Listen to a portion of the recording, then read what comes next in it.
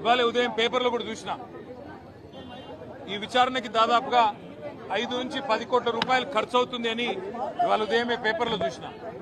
అందుకే ముఖ్యమంత్రి రేవంత్ రెడ్డికి నేను ఒక మాట చెప్పదలుచుకున్నాను. రేవంత్ రెడ్డి గారు, మీరు మీ కక్ష సాధింపు చర్యల్లో భాగంగా మీ మీద ఏసీబీ కేసు ఉన్నది కాబట్టి నా మీద ఏసీబీ కేసు బనాయించినావు, నీ మీద ఈడీ కేసు అయింది కాబట్టి నా మీద ఈడీ కేసు పెట్టినావు. ఏం ఇబ్బంది లేదు, నువ్వంటే దొరికినోనివి, నేనంటే నిజాయితీ పరుణ్ణి, ధైర్యం ఉన్నాను కాబట్టి ఎదుర్కొంటా. కానీ ఈ 5 కోట్లు 10 కోట్లు ప్రజాధనం ఏదైతే వృధా అవుతున్నదో ఆ 10 కోట్ల రూపాయలతో బ్రహ్మాండంగా ఇంకొక 500 మంది రైతులకు రుణమాఫీ చేయొచ్చు. ఆ 10 కోట్ల రూపాయలతో దాదాపు 2500 మంది పెద్ద మనుషులకు పెన్షన్లు ఇవ్వచ్చు. అందుకే రేవంత్ రెడ్డి గారికి నేను ఒక ఆఫర్ ఇస్తా ఉన్నా.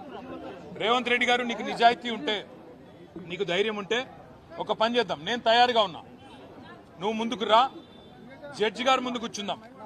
ఏసీబీ జడ్జి అయినా, హైకోర్టు న్యాయమూర్తి గారైనా, లేదా మీకు ఇష్టమైన న్యాయమూర్తి ఎవరి ముందైనా కూర్చుందాం. మీ మీద ఏసీబీ కేసు ఉంది, నా మీద ఏసీబీ కేసు ఉంది. నీ మీద ఈడీ ఛార్జ్ షీట్ చేసింది, నా మీద ఈడీ విచారణ జరుగుతున్నది. మీరు మొత్తం ఈ టీవీలు అన్నీ ఉన్నాయి కదా, మొత్తం మీడియా ఉంది కదా, లైవ్ టీవీ పెట్టండి. నేను రేవంత్ రెడ్డి గారు ఇద్దరం కూర్చుంటాం న్యాయమూర్తి ముంగట. మీరు ఏ ప్రశ్నను అడగండి కేసుకు సంబంధించి, ఆయన కేసు నా కేసు. ఇద్దరికి లై డిటెక్టర్ పరీక్ష పెట్టండి, ఇద్దరికి కూడా లై డిటెక్టర్ పరీక్ష పెట్టండి. మొత్తం రాష్ట్ర ప్రజలందరూ చూస్తుండగా ఒక 50 లక్షలు 20 లక్షల రూపాయలు ఒడిసిపోతుంది. లేకపోతే ఈ 10 కోట్ల రూపాయలతోని అనవసరంగా ప్రజాధనం దుర్వినియోగం అయ్యే విధంగా, ఇంతమంది ఉన్నతాధికారుల టైం వేస్ట్ అయ్యే విధంగా, ఇంతమంది మీడియా సంస్థల టైం వేస్ట్ అయ్యే విధంగా ఈ కక్ష సాధింపు విచారణ మంచిది కాదు. నేను రెడీగా ఉన్న రేవంత్ రెడ్డి, నీకు ధైర్యం ఉంటే ముందుకు రా. నీ జూబ్లీహిల్స్ ప్యాలెస్ లో అయినా సరే, లేదా న్యాయమూర్తి ఇంట్లో అయినా సరే, ఏసీబీ న్యాయమూర్తి ఇంట్లో అయినా సరే, కోర్టులో అయినా సరే, లేదా ఈడీ ఆఫీస్లో అయినా సరే, ఎక్కడైనా నేను లై డిటెక్టర్ పరీక్షకు సిద్ధం.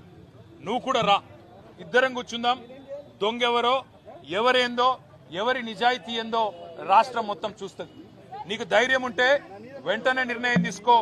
డేట్ నువ్వే చెప్పు, టైం నువ్వే చెప్పు, ప్లేస్ నువ్వే చెప్పు, నేను వస్తా. నిజాయితీగా నా చేయిస్తా. నువ్వు లై డిటెక్టర్ పరీక్ష పెట్టి నువ్వు కూడా పెట్టుకొని కూర్చో. ఎవరు ఏందో రాష్ట్ర ప్రజలకు తేలుతుంది. సరే.